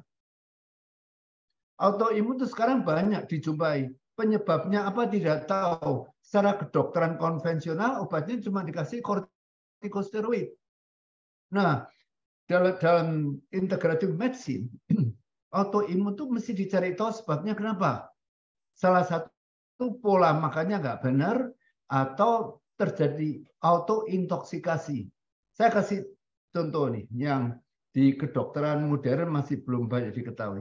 Orang yang BAB-nya tidak lancar, mungkin 2-3 hari baru buang air besar, itu kotoran tuh banyak tersimpan di dalam usus di perut. Nah, itu bisa terjadi namanya leaky gut syndrome. Jadi membran ususnya bocor. Namanya leaky gut syndrome. Karena membran ususnya bocor, sisa-sisa itu feses yang belum kebuang itu mengandung toksik, zat-zat toksik masuk ke dalam darah. Masuk ke dalam darah terjadi kondisi yang kita bilang bowel toxemia, keracunan dari usus besar. Salah satu penyebab dari penyakit autoimun itu. Karena itu kalau dalam integratif medicine itu di beberapa klinik Mayo dan lain-lain, buat pasien itu kita lakukan colon cleansing. Jadi toh colon cleansing itu atau banyak cuci usus, colonic irrigation, enema. Jadi ususnya dibersihkan, kotorannya dibuang, racunnya dibuang, detox ya, dibantu dengan dietnya yang partial fasting. Itu yang menyembuhkan banyak, berguna buat autoimun disease. Oke, baik dok. Terima kasih penjelasan. Jadi fasting itu sendiri sebetulnya adalah membantu proses detox di tubuh ya. Betul. Oke, baik. Saya lanjutkan dulu ke Pak Henry ya. Pak Henry, ini ada pertanyaan dari Sidoarjo, Jawa Timur. Dari Amin Tohari. Bagaimana manusia yogianya untuk menjaga pola makan, pola minum, dan meminimalisir kakean pola di era in society 5.0 in the next 2023 to 2045 ke depan nih, Inje, Pak Henry. Ya, terima kasih.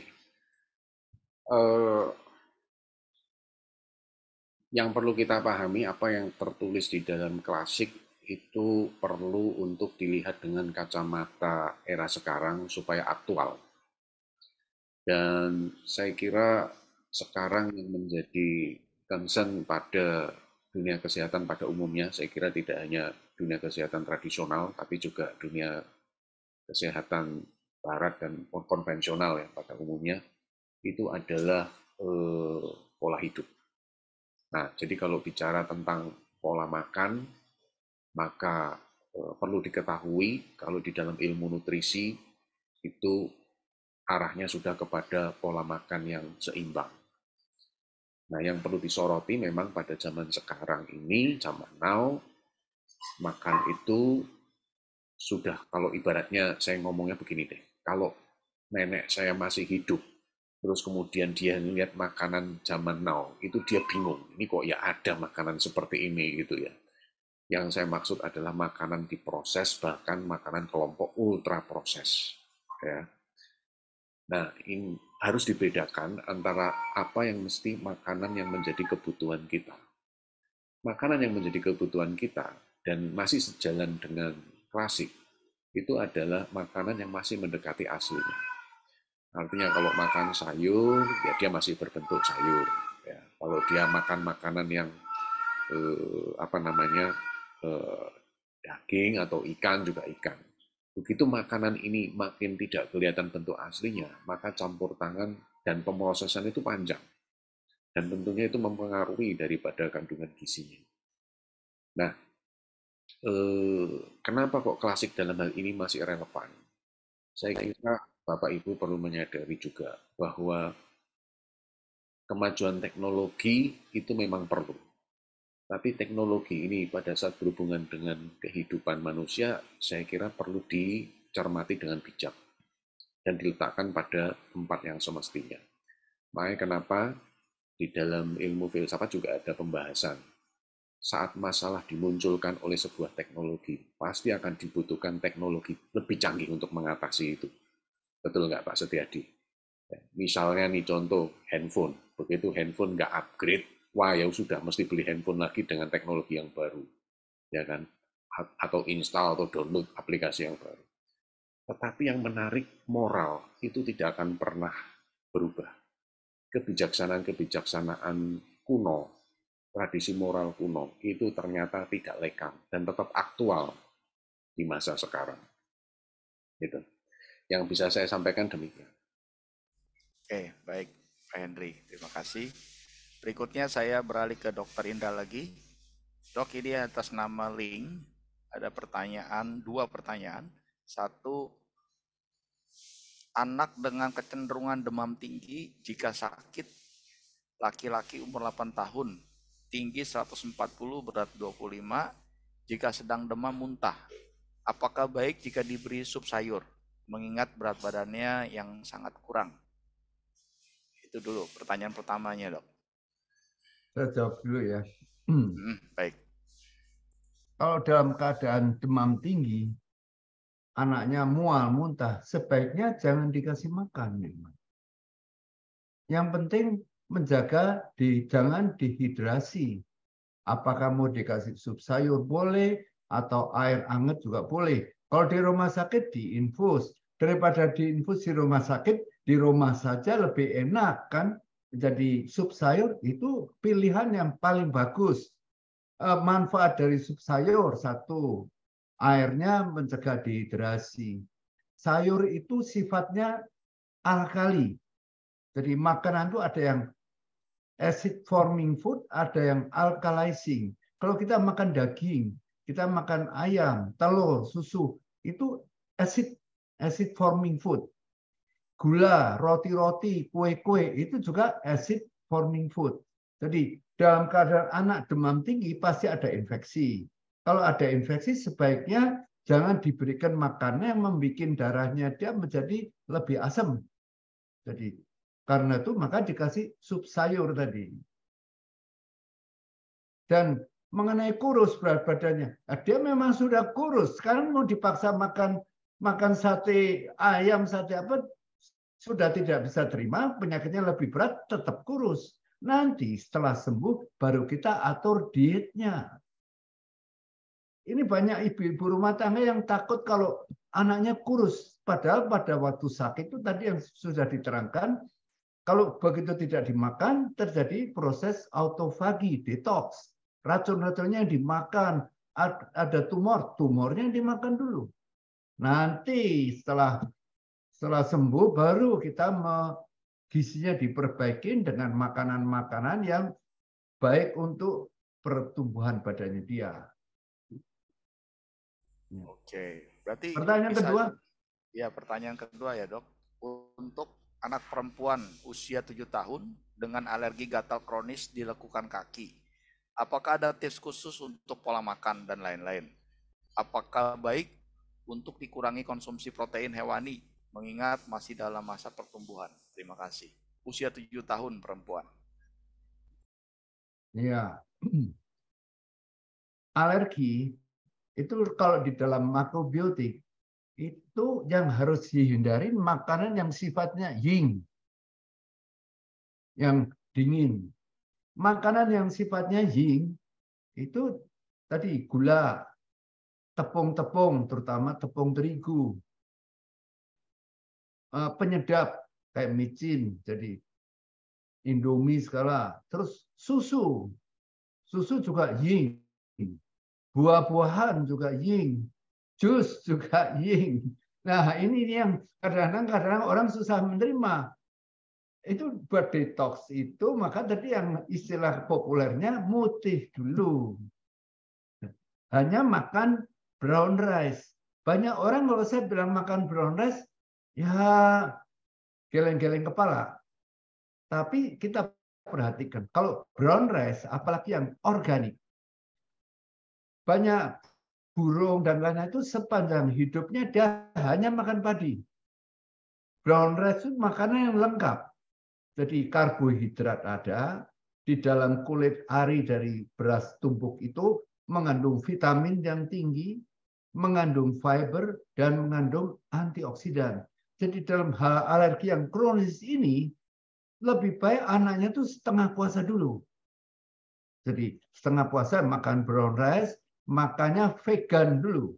Makan sayur-sayuran. Jadi kalau dia makan daging, tadi saya sudah bilang, daging itu begitu binatang dipotong, misalnya sapi dipotong, dalam waktu kurang lebih dari 15 menit, setengah jam, sudah terjadi proses pembusukan. Makin lama dibiarkan proses pembusukan. Nah, itu zat-zat itu kalau dalam pasien alergi, itu menimbulkan reaksi alergi. Jadi makanannya yang bersih dulu, sekali lagi detox.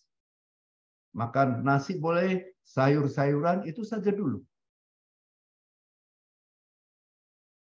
Sambil kita melihat kalau secara kedokteran ya kita lihat dulu ada penyakit lain atau tidak kan. Kalau enggak nanti dokternya nggak ada duit dong, dia berobat di rumah sendiri. Nah, ini tanda. Iya, baik, baik dok. Ya, saya geser lagi ke Pak Henry ya. Ini ada sanggahan atau tambahan dari Yul ya. Kadang musim salju di negara utara akan menjadi musim panas di negara selatan. Ini ada perselisihan nih. Gimana Pak Henry? Ya, itu yang seperti tadi saya bilang. Jadi kalau yang setahu saya di dalam perhitungan feng shui itu ada dua perhitungan pace itu ada dua aliran. Ya, ada yang aliran ngikutin waktunya Beijing semua, nggak peduli dia di belah bumi selatan atau belah bumi utara. Sedangkan ada aliran dengan mengurangi 6 bulan. Jadi artinya di belah bumi selatan dia mengikuti waktunya sendiri, belah bumi utara ngikutin waktunya sendiri. Seperti yang tadi saya sudah jelaskan. Tapi saya nggak mau, saya hanya kasih informasi sampai situ aja. Karena saya bukan ahli pace, saya hanya tahu karena saya perlu tahu sebagai seorang shinsei. Dan di dalam Chinese medicine ada sendiri. Dan saya menggunakan patokan nadi, di mana pasien saya dan di mana saya berada. Jadi ya nanti kalau suatu ketika misalkan saya ada pasien di daerah Sidoarjo misalnya, pasti karakteristiknya nadinya berbeda, Pak Setiadi. Jadi saya harus menyesuaikan, demikian. Oke, Jadi berarti saya tidak terlalu fokus pusing dengan ya, ya. kalender tersebut, tapi saya melihat kepada nadi sebagai patokan. Dan itu ada penyesuaian dari lingkup tempat tinggalnya gitu ya, Betul, Pak betul, Henry ya. betul. Nah, kalau memang saya nanti butuh untuk melakukan kalkulasi sesuai dengan kaidah dari Wang Tinei-Ching atau kitab Kaisar Kuning, saya ngikutin pedoman Wang Tinei-Ching di situ. Dan kita pakai patokannya adalah 6 bulan. Jadi kalau begitu kita masuk di negara selatan, ya kita pakai patokan yang 6 bulan mundur. Ya, baik Pak Henry. Saya kembali ke Pak Dr. Indra ya. Ini ada pertanyaan dari Sri Sunarti. Jika demam, sebaiknya tidak disarankan makan makanan. Bisa dijelaskan ulang seperti apa, Dok? Oh iya. Dalam keadaan demam, itu bukannya tidak disarankan makanan. Kalau orangnya lapar, silakan makan. Tapi kalau dia tidak nafsu makan atau mual, itu suatu kode bahwa dia sebetulnya alat pencernaan dia tidak siap untuk menerima makanan. Bisa Itu diterima ya? alami tubuhnya itu ya, Dok ya. Ya, Secara tubuh sendiri memang begitu sistem kerja dia ya. iya. Seperti binatang, anjing atau kucing apa kalau dia lagi sakit demam atau apa, dia nggak mau makan. Ada manusia sebetulnya sama. Kerugiannya kalau dia makan, misalnya seorang anak demam 38. Dia dipaksa makan sama ibunya, kasih sop pakai daging. Kesatu, dia susah mencerna makanan ini. Kedua, tiap proses pencernaan tuh bikin suhu badannya lebih panas. Itu metabolisme orang normal coba Pak Setiadi. Kita dalam keadaan normal makan soto misalnya, soto tangkar atau apa. Habis makan soto suhu badannya naik kan, keringetan. Ya ini yang fisiologi ya. Jadi kalau orang normal makan habis makan pasti keringetan dah itu. Atau badannya berasa lebih hangat. Ini orang normal. Tapi kalau kita orang normal makan sop kambing, panas, keringetan, keluar keringat. Tapi kalau orang lagi sakit, demam, itu keringatnya nggak keluar. Nah, dia tambah makan sop kambing, ini contohnya ekstrim. Suhu badannya tambah panas, keringatnya tidak keluar, bikin badannya lebih tidak enak. Kalau anak kecil tadinya demam biasa, bisa mendadak kejang. Karena suhunya jadi tadinya 38,5, sekarang gara-gara dikasih makan daging, dia naik bisa 39 lebih, bisa kejang. Dan itu seperti dikatakan tadi, kalau daging itu acid forming food. Jadi asam, membuat darahnya si pasien tadi lebih asam, virusnya lebih galak. Saya mau cerita, tapi ini juga belum tentu orang setuju ya. Pada waktu COVID, yang terutama yang Delta, banyak yang meninggal kan? Di antara yang meninggal, nakes banyak yang meninggal. Dokter, perawat yang kerja di rumah sakit, di ICU, banyak yang sakit, banyak meninggal. Padahal mereka sudah pakai APD, pakai ini, segala macam, banyak meninggal. Nah, salah satu ini yang belum pernah, ini kita jadi orang harus terbuka. Kalau saya jadi pendapat saya ini boleh nanti dipelajarin benar atau tidaknya. Saya juga dulu jaga di rumah sakit sama.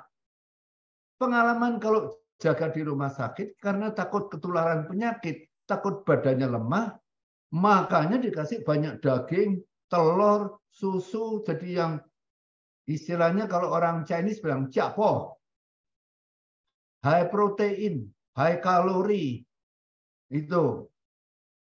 Sama juga nih pada waktu COVID, itu mereka makannya di rumah sakit itu makannya daging, ayam, telur, susu, dan lain-lain. Kenyataannya masih banyak yang meninggal juga nakes itu sakit. Ini karena apa? Tadi makanannya tadi high protein tadi membuat badan kita jadi lebih asid. Lebih asid virusnya lebih nyerang. Sebaliknya tadi yang saya bilang, begitu kita tidak makan lebih dari 24 jam tidak makan, tidak ada kalori yang masuk, terjadi autofagi. Lemak kita yang dibakar. Untungan malah yang perutnya gemuk jadi lebih kurus. Dan dalam proses metabolisme lemak itu terbentuk yang saya bilang tadi beta butyric hidroksiasid. Itu imun sistem buat melemahkan virusnya. Saya kira cukup jelas lagi demam.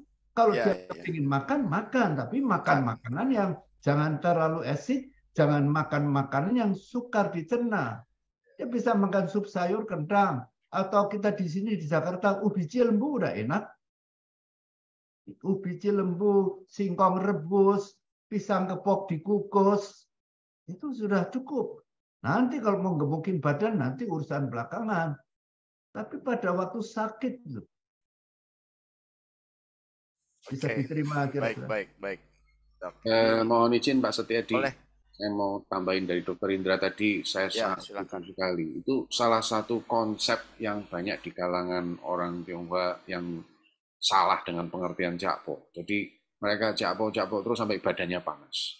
Jadi kembali kepada konsep yang seng tadi itu ya, itu salah pengertian. Banyak sekali mereka begitu. Sampai pernah ada satu kasus pasien ini dia mengeluhkan badannya sering kepanasan terus. Nah, setelah punya selidik, ya itu ternyata dia jakpo terus, seperti yang tadi diceritakan sama Dokter Indra tadi. Nah, di dalam Chinese medicine ya kita harus balance. Jadi konsep yin yang itu ya kembalikan lagi pada keseimbangan dengan makanan-makanan yang bisa mengcounter yang terlalu banyak yang tadi. Itu aja tambahan dari saya, Pak Setiadi. Ya, baik, semakin lengkap ya. Jadi banyak yang salah kaprah gitu ya. Kalau sakit makan daging ternyata yang sifatnya virus malah jadi sangar ya dok ya. Iya, betul. Wah, ini malah disupport ini virusnya. Oke dok, ini ada lanjut pertanyaan dari masalah minumnya nih sekarang dok. Berapa lama puasa hanya minum? Oh, hanya dengan minum. Berapa waktu yang berlangsung dan ada jedahnya nggak untuk puasa? Hanya minum tok. Ini kalau tadi yang saya katakan, kalau puasa mutlak, total fasting itu hanya minum air. Hanya minum air. Itu kalau yang aman 3 hari. Dalam 3 hari masih oke. Tapi kalau itu short fasting. Kalau intermediate fasting itu sampai 10 hari kira-kira. Nah itu ada pengawasan. Tetapi seperti yang di pernah Natural Hygiene Society, mereka membuktikan sampai 30 hari masih orangnya kasarnya tidak meninggal dah. Berat badannya kurus berapa kilo, tapi setelah breakfast mulai buka puasa kembali ke normal, tidak terjadi kerusakan organ-organ tubuh. Dan seperti tadi yang saya cerita yang Jack Goldstein tadi yang dalam bukunya Triumph Over Disease by Fasting and Natural Diet, dia totalnya lebih dari 30 hari. Hanya minum air. Oke, Dan kalau sembuh. untuk ya. Dok, kalau untuk pola rutinitas saja, ini baiknya gimana penerapan puasa untuk balancing yin yang nih? Oh, kalau itu yang aman buat kita dalam keadaan biasa, puasa yang aman. Biasanya kalau malam minggu-minggu kan kita pergi ke restoran makan kan. Nah, minggu malam stop makan. Mulai Senin seharian hanya minum air sampai Selasa pagi. Baru breakfast. Nanti kalau dia mau lebih sampai Selasa siang juga boleh. Aman jadinya. Jadi mulai minggu malam sudah makan steak, jangan makan lagi. Hanya minum air. Selama Senin sepanjang hari, minum air terus sampai Selasa pagi baru breakfast. Atau Selasa siang breakfast. Seminggu sekali. Ini sangat membantu. Jadi libur makan ya di hari Senin ya. Hari Senin. Ya, hemat budget juga tuh, Dok. Betul sekali. Bisa Apalagi cepat kaya juga nih. buka puasanya, breakfastnya hanya makan nasi doang. Lebih hemat lagi. Nasi sama sayur wortel, buncis gitu, atau paling-paling tahu bacem, tempe bacem. Jadi orang Indonesia yang sederhana. Dan ini sebetulnya ini program pemerintah. Menghematkan. Dalam kondisi begini kan kita tidak tepat sebenarnya untuk makan daging. Ketahanan pangan kita stabil nih ya. Iya. Oke, sehat, cepat kaya. Wah, ini tips yang bagus nih, Dok. Bisa diterapkan oleh semua ini. Oh, tapi kalau jangan tujuannya cepat kaya, Pak Setiadi. Itu kesadaran manusia itu kalau orang cepat kaya itu yin yang-nya nggak balance sudah. Jadi budak harta itu nggak sehat, pasti nggak sehat. Karena kalau orang mau sehat betul itu mesti mengembangkan kasih sayang, universal love, kasih sayang tanpa pamrih, ada compassion, kita harus prihatin sama penderitaan orang. Kaya tuh terakhir. Baik. Jadi lebih di balance-nya bukan pada ambisi, tapi kepada nilai-nilai spiritual gitu ya, Dok ya. Betul sekali. Oke. Hidup adalah ibadah. Ya. Jadi sehat jasmani dan rohani maksudnya itu ya. Betul, ya. Oke, oke. Dok, ini ada lanjutan lagi dari Pak Pak Sugianto ya. Apakah konsep yin yang ini boleh digambarkan dengan konsep adanya jasmani dan rohani gitu, Dok? Betul. Yin yang tuh banyak, jadi salah satu jasmani dan rohani, pria, wanita, depan, belakang, kiri, kanan, atas, bawah, dari dalam keluar, dari luar ke dalam. Itu kan 8 unsur. Kalau orang di Chinese mungkin Dokter Henry bisa jelaskan tuh, patkuah. Jadi kita kalau melihat sesuatu tuh, jadi jangan cuma dari satu sisi, jangan satu sudut. Dari depan, dari belakang, dari kiri, dari kanan, dari atas, dari bawah keluar, dari dalam keluar, dari keluar ke dalam. Nah, jadi tadi pertanyaannya apa kira-kira? Ya, apakah konsep yin yang ini juga sama juga dengan konsep jasmani dan rohani gitu? Betul. Dan itu Betul saling ya. melengkapi. Hmm. Sebetulnya jasmani ya rohani, rohani ya jasmani. Seperti dikatakan dalam alam semesta itu materi. Materi itu sekarang ada, bisa lain kali nggak ada. Seperti hantu istilahnya. Orang ini ada sekarang, tapi nanti berapa puluh tahun lagi dia nggak ada. Jadi nggak Muncul ada dan yang lenyap ya. ya. Oke, baik-baik. Ini lebih memperjelas. Berikutnya ke Pak Henry. Ini ada yang mulai penasaran nih. Kalau belajar Cikung ini di mana? Apakah ada grupnya atau ada sumber yang bisa diakses? Iya, saya sekaligus jawab jadi satu aja karena tadi saya lihat ada yang bertanya tentang hal yang sama ya tentang Cikung dari Bu Sinta nih ya. Cikung itu ada Betul, betul. macam-macam yang terbaik apa kira-kira yang Universitas TCM diwajibkan itu Cikung yang mana? Oke, jadi intinya karena Cikung ini adalah tradisi yang sudah tua sekali. Terima kasih ya, ini pertanyaan bagus. Jadi memang perlu disadari, Cikung itu banyak sekali variasinya, banyak sekali. Jadi dari sekian ribu tahun pasti sudah mengalami perkembangan dan modifikasi. Ya.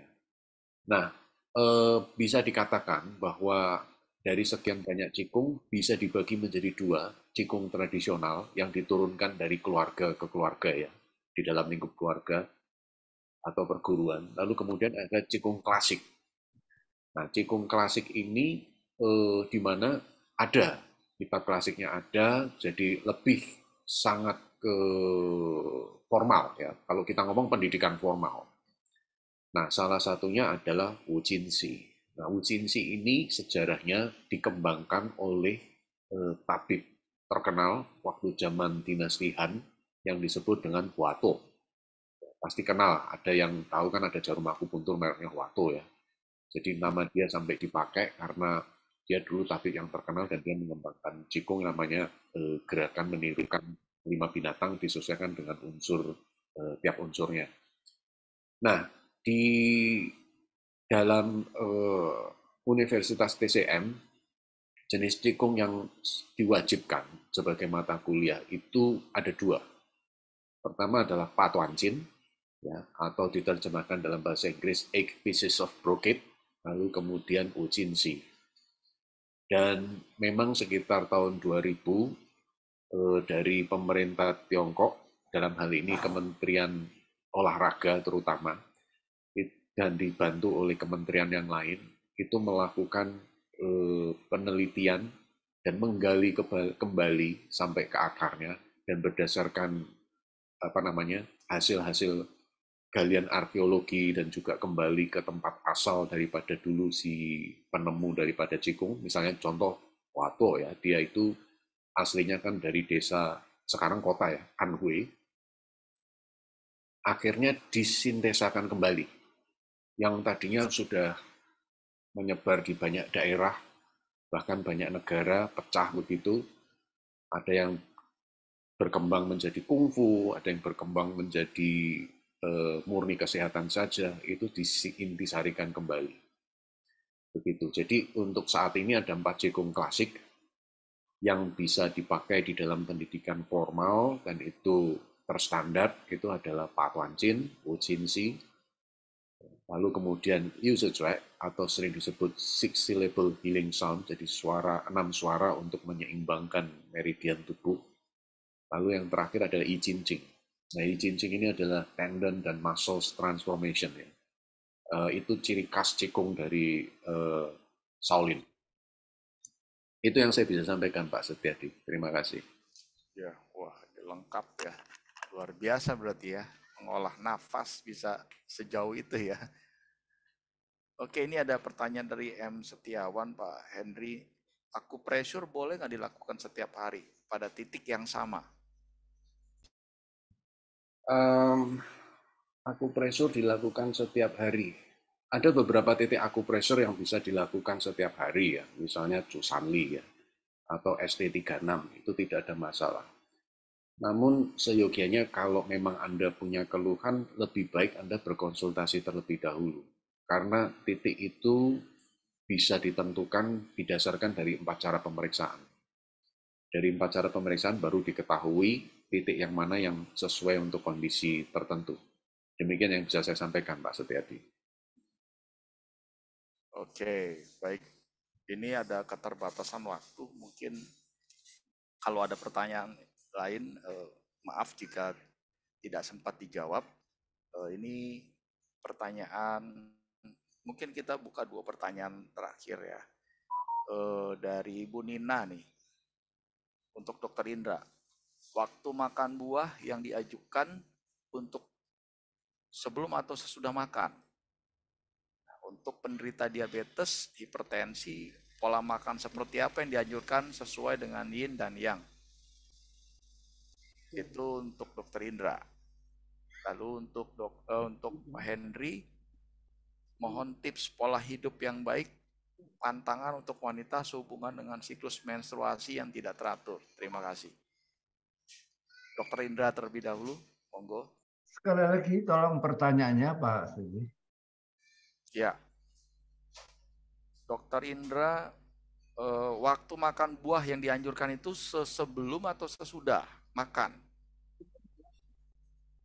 Tergantung Baiknya. buah, ya saya jawab dulu. Tergantung buahnya apa. Buah itu macam-macam. Ada buah yang asam, ada buah yang manis, ada buah yang mengandung karbohidrat tinggi, ada buah yang mengandung lemak yang tinggi. Tergantung, dan tergantung maksudnya apa. Kalau kita mau buah sebagai appetizer, ya kita makan buah yang tergolong asam atau asam manis setengah jam sebelum makan. Jadi tergantung buahnya. Pasti nggak sebelum makan durian. Durian itu kan buah yang mengandung kalori tinggi, mengandung karbohidrat tinggi, mengandung lemak. Tapi buah yang masam boleh setengah jam sebelum makan. Jadi tergantung maksud kita makan buah pada waktu makan tuh maksudnya apa. Kalau yang netral sehabis makan setengah jam baru makan buah. Karena buah itu sebetulnya bukan makanan utama tapi makanan pelengkap. Oke, baik. Tergantung buahnya ya berarti Tergantung ya, Dok ya. buahnya dan tergantung maksudnya makan buah Maksudnya apa. untuk apa gitu Ya, ya. tujuannya Ya, apa. ya, ya. Ini lebih spesifik berarti ya, Dok ya. Ya, kalau Oke, saya lagi baik. mau makan sate kambing, sop kambing, saya nggak makan buah. Ngapain makan buah? Gitu ya. Ya, Oke. pertanyaan lainnya. Untuk diabetes dan hipertensi nih, pola makan seperti apa yang dianjurkan untuk balancing antara yin dan yang-nya, Dok? Kalau hipertensi itu penyakit yang termasuk ekses yang. Jadi yang harus dikurangi daging-daging. Itu karena daging-daging yang. Daging, ayam, ikan, asin, telur, itu makanan yang sifatnya yang kontraktif. Jadi untuk orang hipertensi itu ya dihindarin. Kalau untuk diabetes penyakit yang termasuk yin. Jadi makanan yang termasuk yin harus dihindarin. Makanan yang termasuk yin yang dihindarin manis-manis. tepung-tepung, bangsa roti, bakmi, biskuit, bolu gitu, susu, minyak-minyak, dan paling aman sebetulnya buat diabetes maupun hipertensi, standar makanan yang yin-yang-nya balance itu tadi, 1 piring brown rice, sayur setengah piring, daging proteinnya kira-kira setengah dari sayur, terus rumput laut jadi sayurnya kecuali sayur biasa, sayur yang dari laut, seaweeds, itu untuk menambah mineral. Terus juga pelengkapnya lagi makanan yang fermentasi, contohnya tauco. Kemudian buah sebagai pelengkap. Dan kalau orang diabetes, buahnya sebaiknya buah yang jangan manis. Dan misalnya kalau buah kering. Apel kering, aprikot kering, pisang kering bisa. Kalau orang yang hipertensi, boleh buah segar lebih banyak. Kira-kira begitu. Oke, baik. Makasih dok. Berikutnya Pak Henry. Untuk menstruasi nih, gimana nih? Oke, kalau boleh saya jawab juga, ada pertanyaan tadi direct juga Pak Setiadi sebagai penutup. Ini pertanyaan terakhir kan? Karena tadi ada pertanyaan Yang terakhir, betul. Tadi ada pertanyaan yang langsung ke saya. Jadi pertama tentang mens, lalu kemudian tadi ada yang tanya bullying ya. Selamat sore, saya menanyakan tentang tips kasus wanita dengan endometriosis kronis lebih dari 10 tahun berkaitan dengan jam tidur, pola makan dan sebagainya. Nanti mungkin dari Dr. Indah juga bisa bantu jawab. Saya akan jawab sekalian. Terus ada pertanyaan yang juga tadi direct ke saya. Apakah melatonin dalam bentuk pil baik dikonsumsi? Jika iya, bagaimana dosisnya? Berkaitan dengan menstruasi, pertama sebelum biasanya saya melakukan pemeriksaan, karena pastinya masalah endometriosis, lalu masalah menstruasi, itu ada pola sindroma kalau di dalam pengobatan tradisional Tionghoa. Nah, sebelum saya masuk kepada pemeriksaan, maka saya selalu minta kepada klien dalam hal ini untuk menjalankan perilaku hidup yang baik. Yaitu apa? Seperti yang tadi saya sebutkan, mereka tidur sebelum jam 11, ya. Lalu kemudian pagi setiap bangun minum air hangat. Karena di pagi hari kita mau menyambut hawa yang, lalu kita perlu minum air hangat. Dan seringkali kesalahan, maka tadi saya senang dengan Dr. Ida tadi sudah menjelaskan itu sangat sejalan sekali. Kesalahan yang banyak saya temukan pada orang-orang zaman now, itu adalah pagi-pagi mereka langsung ngejus. Jadi pagi-pagi akhirnya malah dingin semua yang dia dapat ya. Nah, makanya saya anjurkan untuk memulai konsumsi makanan yang sifatnya hangat. Jadi Anda bisa makan kuah yang sifatnya hangat, minumnya juga air hangat di pagi hari. Lalu berkaitan dengan menstruasi, karena pada saat kita menstruasi itu adalah kondisi di mana darah keluar, qi juga pasti keluar, kita mau untuk conceal dan mengumpulkan hawa yang untuk kemudian restore berikutnya setelah menstruasi selesai, maka saya menganjurkan untuk tidak keramas selama menstruasi. Dan selama menstruasi ini tentunya sangat lebih ketat menghindari makanan-makanan yang bersifat yin, makanan-makanan yang terlalu dingin. Kalau orang zaman dulu malah lebih ketat lagi. Dia harus banyak di rumah dan tidak duduk di lantai, ya, tidak sampai kena angin dan lain sebagainya. Kalaupun terpaksa keluar, dia harus pakai baju yang lebih tebal. Nah, hal ini logikanya di mana? Saya berikan logikanya supaya Anda nanti bisa meyakinkan pada diri Anda sendiri dan keluarga Anda dan anak-anak Anda terutama. Perlu diketahui bahwa titik akupuntur yang ada di belakang kepala kita, terutama leher, itu semua huruf Mandarinya diawali dengan kata feng. Ada pintu angin, gerbang angin, kolam angin. Jadi pada saat seseorang itu mengalami menstruasi, maka otomatis titik-titik tersebut itu lebih sensitif. Itulah alasan kenapa pada saat keramas selalu terasa tidak nyaman. Ya, badan terasa meriang dan sebagainya. Dan saya buktikan selama ini secara klinis saat mereka mulai melakukan perubahan dengan perilaku hidupnya, baik dari sisi makanan lalu kemudian juga dengan perilaku selama menstruasi, itu keluhan jauh lebih baik. Nah, berkaitan dengan masalah endometriosis juga sama. Kita tinjau dengan perubahan perilaku terlebih dahulu. Nah, nanti mungkin Dokter Indah bisa lebih menambahkan yang berkaitan dengan endometriosis. Lalu, seringkali para wanita juga komplain ya, mengeluh. Kalau begitu, saya gantinya keramas gimana? Soalnya rambut jadi lepek. Saya balikan lagi. Problem rambut menjadi lepek karena apa? Karena Anda berkeringat. Nah, ingatlah bahwa pada situasi saat orang sedang menstruasi, kalau orang kuno zaman dulu, ya dia harus lebih banyak di rumah dan tidak sampai berkeringat. Karena kalau dia berkeringat, itu sama seperti Anda berkeringat di musim dingin, Pak Setiadi. Akhirnya hawa yang Anda terpicu, gitu. Dan saya pribadi, praktek saya sehari-hari juga melakukan demikian, walaupun saya laki-laki ya. Artinya apa? Pada saat bulan mati, itu saya akan lebih cenderung untuk hanya menerima klien dengan kondisi darurat. Saya pribadi juga lebih banyak beristirahat. Jadi sebulan sekali saya pasti punya waktu istirahat. Saya santai, hanya melakukan hal-hal administratif saja, tidak terima pasien kecuali darurat. Demikian Pak Setiadi yang saya bisa sampaikan. Ya, Ya, saya nambahkan sedikit baik. Pak. Jadi sebagai seorang dokter, kalau ada mens berlebihan, itu kita anggap itu sebagai suatu kelainan hormonal. Atau ada penyebab lain. Mungkin di dalam rahimnya ada kista, ada mioma, dan lain-lain. Jadi secara medis ya kita harus periksa secara kedokteran konvensional atau ada baiknya ke dokter kandungan. Tapi ini secara yin yang.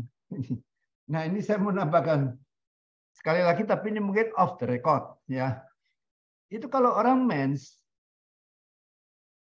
itu kan dari wanita, dari rahim, dari ini, dia darahnya mengalirnya kan ke bawah. Maaf saya timpali Dokter Indra. Ya, Tadi Dokter Indra bilang off the record, tapi ini di record Pak. Jadi nggak baik. ya nggak apa-apa. Tapi maksudnya saya ngomong bukan sebagai dokter dah ini, sebagai penganut makrobiotik. Itu yin yang itu kan juga membicarakan energi flow dari energi. Kalau orang mens darahnya mengalirnya kan ke bawah kan, Pak Henry, bukan ke atas kan. Nah, energinya ke bawah itu sentripetal.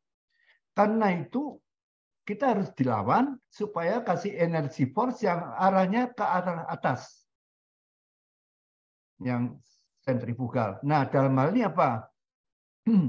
Rambut, bagian tubuh kita yang paling atas itu kan rambut. Rambut kan tubuhnya dari kulit kepala ke atas kan. Nah, untuk melawan energi yang ke bawah itu obatnya gampang nih. Rambutnya dipotong aja, ya potong ambil rambut ya.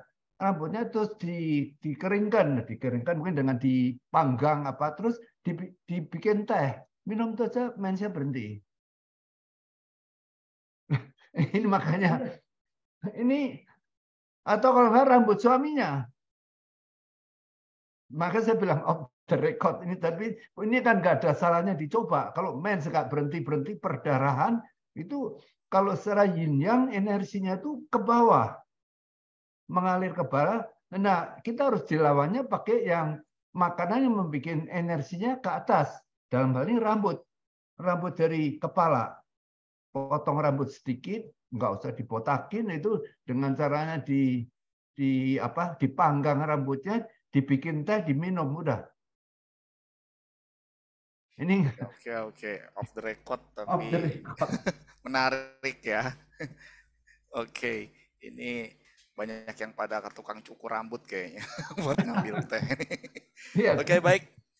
Terima kasih kepada dua narasumber yang penuh semangat dan informasi-informasi off the record-nya yang menarik dan tips-tipsnya ini menambah wawasan kita semua bahwa di dalam pola hidup kita ini ternyata ada perhatian waktu, ada perhatian pola makan dan pola istirahat. Kalau simpulannya lebih ke situ lah, ya. Baik, sayang sekali karena waktunya terbatas. Saya mohon maaf bagi penanya yang mungkin pertanyaannya belum sempat dijawab karena keterbatasan waktu. Mohon untuk pengertiannya. Dan berikutnya kita akan lanjut pada pemberian sertifikat yang dalam kesempatan ini akan diserahkan oleh Dr. Sunarto M. Hum. Pada Pak Sunarto kami persilakan. Terima kasih Pak Setiadi. Ibu Bapak yang kami hormati, terkhusus kepada speaker pertama Bapak Dr. Indra Sugiarto dan speaker kedua Bapak Henry Remanle. Mohon kepada Bapak Dr. Indra Sugiarto berkenan untuk menerima sertifikat dari PIKTI. Bapak Indra Sugiarto mohon berkenan Ya, menerima terima kasih. sertifikat dari PIKTI. Sertifikat dengan senang hati saya terima, Pak Narto. Terima kasih. Ya, Begitu banyak pengetahuan dan pengalaman yang disampaikan oleh Bapak Dr. Indra Sugiarto. Begitu juga Bapak Henry, mohon berkenan untuk menerima sertifikat dari PIKTI. Bapak Henry Rimanle. Ya, terima kasih Di Sunarto. Terima kasih atas pengetahuan dan pengalaman yang sangat banyak. Pasti peserta akan melaksanakan saran-saran Bapak Henry. Khusus untuk moderator Bapak Setiadi SPD CHT City, mohon berkenan untuk menerima sertifikat dari PIKTI sebagai moderator. Baik, terima kasih Sunarto atas sertifikatnya dan kesempatannya untuk dipercayakan kepada saya. Bapak Ibu yang kami hormati, semua peserta seminar PIKTI yang ke-136. Minggu tanggal 26 Maret tahun 2023 jam 14.30, minggu depan, PIKTI mempersembahkan Integrative Care for Vision Disorder. Dengan openingnya Bapak Didi Waloyo, speaker pertama Dr. Vivi Kurniati Cahyadi MSI, speaker kedua Ibu Ning Harmanto SAGKes, moderator saya sendiri, dan MC Dr. Insinyur Arif Bintoro Johan MPD, dan closing Dr. Willy Yaparis Mars PhD. Ibu Bapak yang kami hormati, kami sebagai perwakilan PIKTI mengucapkan terima kasih atas kesediaannya menghadiri seminar PIKTI yang ke-136, dan kami mengucapkan terima kasih pada openingnya yaitu Suharyanto, speaker pertama Dr. Indra Sugiarto yang saat ini sebagai bertindak sebagai narasumber, sebagai dokter, konvensional sebagai dokter, dan tadi dinyatakan sebagai ahli makrobiotik.